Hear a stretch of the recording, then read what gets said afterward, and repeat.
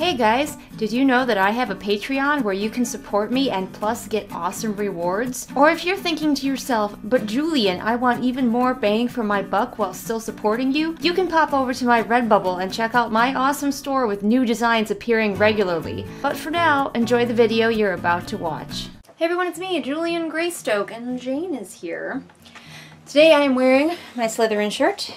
Not for any particular reason, I just felt like wearing it. Anyway, today we're just going to talk a little bit about why I originally self-published a book and why I am now attempting to become traditionally published. Most people kind of tend to pick one or the other and stick with it, or sometimes they even go the opposite way, where they'll be traditionally published and then decide to self-publish.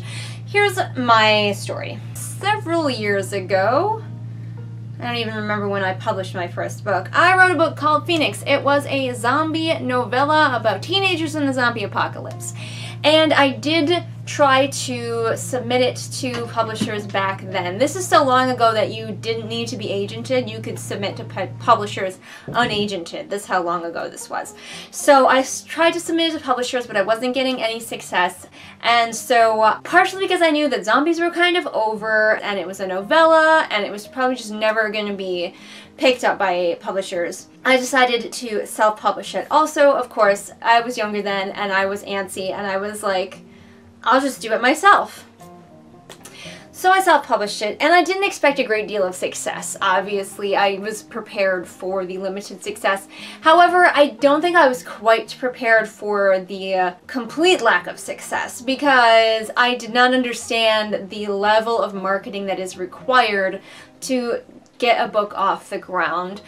And so, I sent it out to a few, YouTube reviewers. Some of them looked at it, some of them didn't, so I didn't do that much with it. And that is the main reason, this is going to be a real short video, that is the main reason that I switched, that I decided to become traditionally published, and I'm going to stick to that plan. Even if Boots, my current book that is queering, does not get traditionally published, I'm going to keep attempting to get future books traditionally published. That is my goal. And the main reason for it is that I just do not have the skills, the time, the talent for marketing myself. I am possibly the worst at marketing myself of anyone ever. Now, I know some of you may be saying, but Julian, even if you traditionally publish, you still have to market yourself. And yes, I am incredibly aware of this. I'm already doing some research into that, but you don't have to do it all. If the publisher that you are going with wants you to do everything, then that's the wrong publisher. So, as long as I don't have to do it all, I'll be happy. I am a Z-list YouTuber. I have a Twitter, but it's small, so I need somebody to help me out. And I think being professionally published is just going to be that little boost I need to get myself out there more. Now, I don't expect to become famous or anything like that. I expect to be, if anything, middling to low end of author, but hey, it will be better than where I'm at now, where literally I think 5 people know about me and my book. So, yeah. So that's the main reason that I decided to switch. Not because of any of this snobbery that's going on, ooh, self-published books aren't real books. Oh, those professionally published people are so snobby. None of that, none of that. I think they're both perfectly viable ways to publish, just depending on you as an author and what you expect to do, can do, or skilled enough to do. Now, because I knew this video was going to be very short as far as that goes, I decided to talk a little bit about Jane abandoned me to go get into some leftover pizza. So, what was I talking about? I wanted to talk to everyone about how my query experience is going, what I expected, and what is sort of unexpected, because I queried a long time ago, and querying again is a fairly different experience from that. So I'm just going to share that with all of you. When I first queried, as I said, you could query unagented to a lot of publishers. I think that was probably about 9 years ago, close to 10 years ago, and nowadays you really can't. There are a few publishers that still take unagented submissions, but almost all publishers now require you to have an agent. So instead of submitting to publishers, you are submitting to agents. It's a lot of research going through and finding agents that not only seem like they would fit with your personality, but also are looking for not only the book that you are sending them right now, but also looking for books that you might write in the future. Like, I am not only looking for agents who want to publish Boots, which is a it's sort of YA. It's not specifically YA, but I'll call it YA. Fantasy retelling of Puss in Boots. But my next book that I plan to sell is an adult sci-fi, so I have to find agents that are not only looking for YA fantasy, but will also accept adult sci-fi. So it's really kind of a lengthy process trying to go through and find agents that you want to submit to, and you want to do research on their agencies and what other books have they published, and it's really a thing. It's really a thing. I don't love it. I'm not really into research, so something that is a big difference, what a difference 9 years makes, is that everyone's doing everything digitally now. Many of the publishers that I submitted to, and a lot of publishers still do this if you submit to just publishers, but most of the publishers that I submitted to years ago required that you send everything in paper form. You send it in through the mail with your self-addressed stamped envelope if you wanted to get your reply. And now everything is done digitally, or almost everything, and I love it. So it's so much easier. In fact, if I find an agency that does not take like digital, I just don't apply with that agency because I'm like, get with the times. But here's something else that is a big change, is that it used to be, and this is the way I was brought up, and this is like the research that I did and the way that I was trained when I originally was querying. It used to be that everything should be in attachments to the email, and you were not supposed to send pages of your book as in the body of the email. That was considered very not classy, and the publishers were not looking for that nonsense.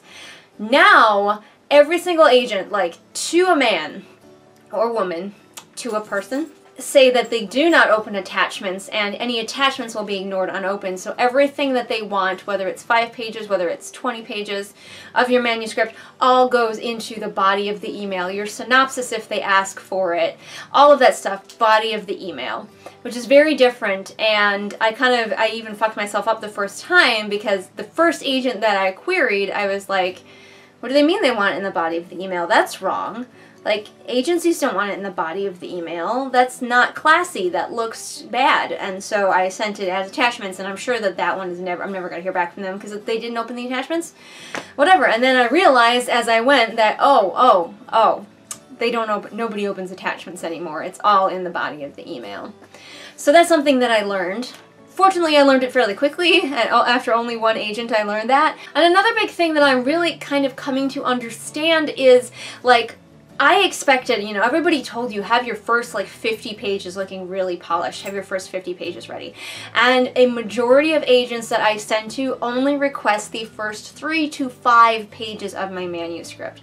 And I've only gotten one nibble that after reading the first 3 pages asked for the first 50. I haven't got anybody asking for the full thing yet. And I was surprised by that, because it strikes me as it would be very difficult to get into a book in the first 3 pages. I don't know if I could decide if I wanted to read a book in the first 3 pages. I usually give books the first 3 chapters to get my attention, not the first 3 pages. And so that is something that does kind of frustrate me, because my beginning is a little bit slower. I think it really sets the tone and everything, and like it's Puss in Boots. It's not like a crazy like go action fest kind of book. But if you only read the first 3 pages, I really don't think that that's enough. And that does frustrate me, because a lot of agents definitely, it feels like they're trying to read as little as possible. You know, from their gut, decide, do I like this, do I not like this? And I know they're very busy and they're getting a lot of stuff. they're getting so many queries all of the time that they do kind of have to do that.